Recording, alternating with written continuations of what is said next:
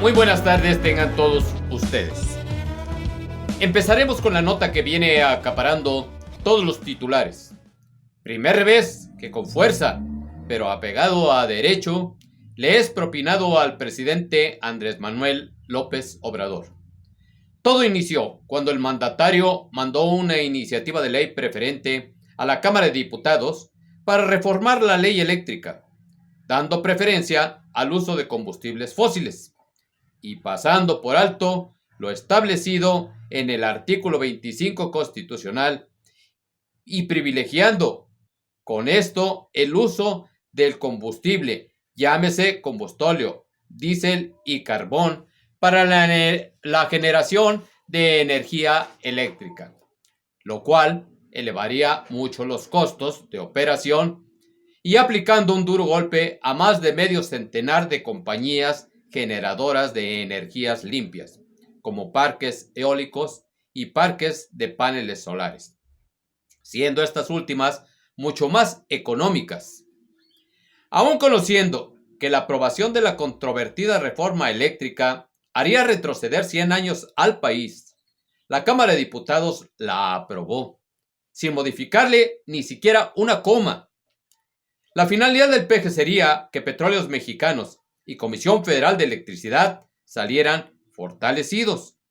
Pero la meta nacional y mundial sobre la reducción de emisiones contaminantes al medio ambiente se estancaría, amén de significar una violación al Tratado de Libre Comercio con Canadá y con los Estados Unidos. La única esperanza parecía ser que al pasar al Senado, dicha reforma no avanzara, porque el partido del presidente no cuenta con la mayoría calificada. Paralelo a esto, las compañías perjudicadas interpusieron un amparo ante el Juzgado Segundo para la Competencia Económica, Radiodifusión y las Telecomunicaciones de la Ciudad de México, en donde el juez titular Juan Pablo Gómez Fierro concedió el primer amparo a la empresa Parque Solar Orejano, frenando preventivamente la reforma eléctrica, hecho que provocó el enojo del presidente, quien, extralimitándose en sus funciones, envió una misiva pidiendo a la Suprema Corte de Justicia de la Nación se abriera una investigación en la persona del juez Juan Pablo Gómez Fierro, quien frenó la reforma eléctrica, a lo que Arturo Saldívar, ministro presidente, le envió una carta al mandatario para informarle la metodología sobre su petición de investigar al juez.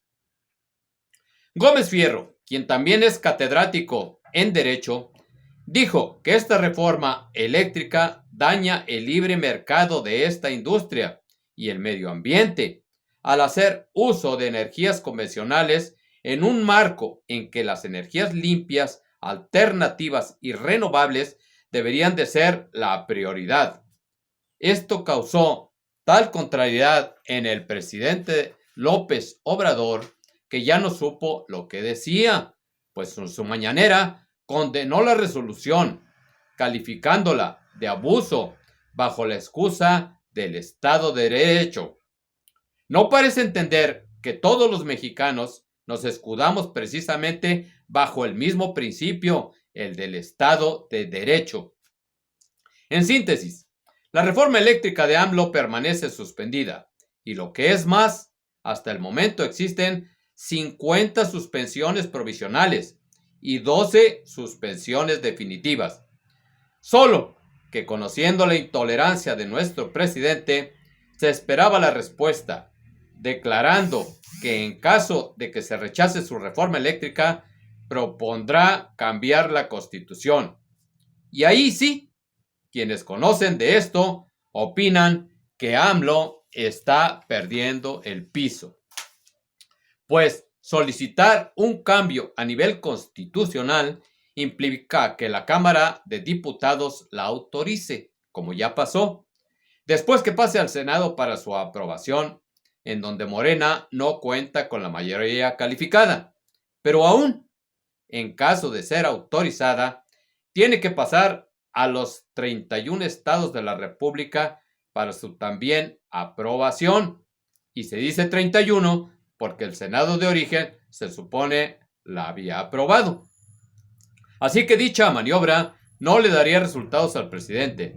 La otra acción que le quedaría es esperar a las elecciones del 6 de julio y que tuviera mayoría en el Senado para cambiar la Constitución. Solo que parecen olvidar que en el Senado no habrá elecciones intermedias, ya que su periodo es de 6 años. Así que la conclusión es que la famosa reforma eléctrica no pasará, a pesar de todos los berrinches que se generen en la 4T.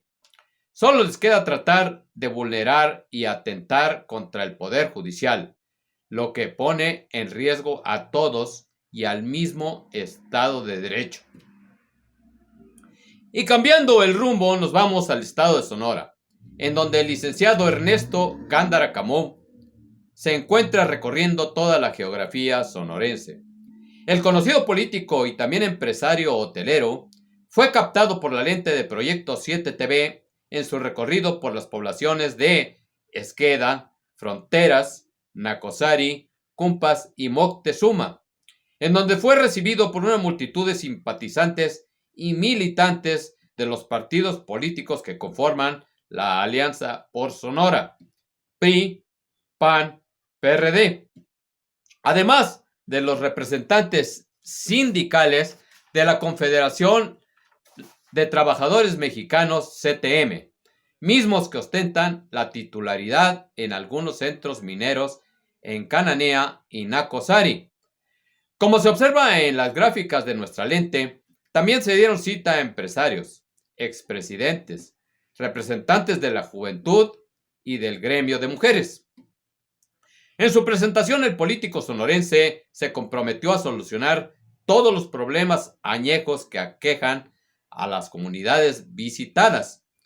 No cabe duda que la alianza de las tres fuerzas políticas le ha dado una voltereta a las perspectivas que se tenían en relación a las preferencias en el estado de Sonora, ya que el otro aspirante a la gobernatura de Sonora sería Alfonso Durazo Montaño, quien se desempeñó como secretario particular del expresidente Vicente Fox Quesada, en donde fue vinculado en un proceso judicial y sometido a encarcelamiento, y fue AMLO quien lo sacó del anonimato, nombrándolo secretario de Seguridad, en donde aún, cuando lo niegue, fue un notorio fracaso, ya que él afirma que ya no existe en el país ninguna región que esté dominada por el crimen organizado.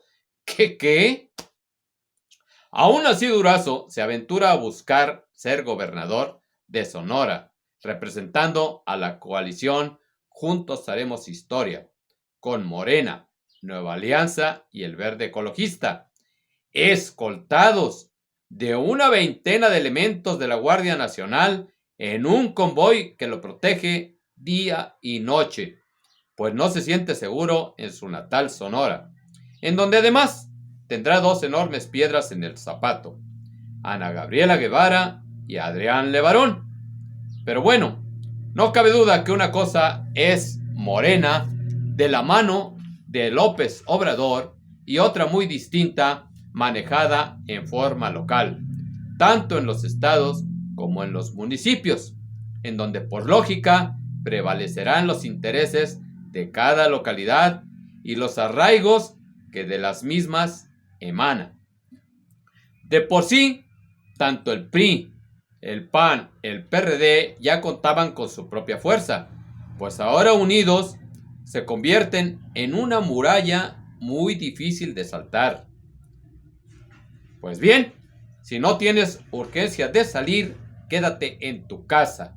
Para Proyecto 7 TV de la Ciudad de México, reportan Gabino Blanco, Angélica Blanco y Verónica Rojas.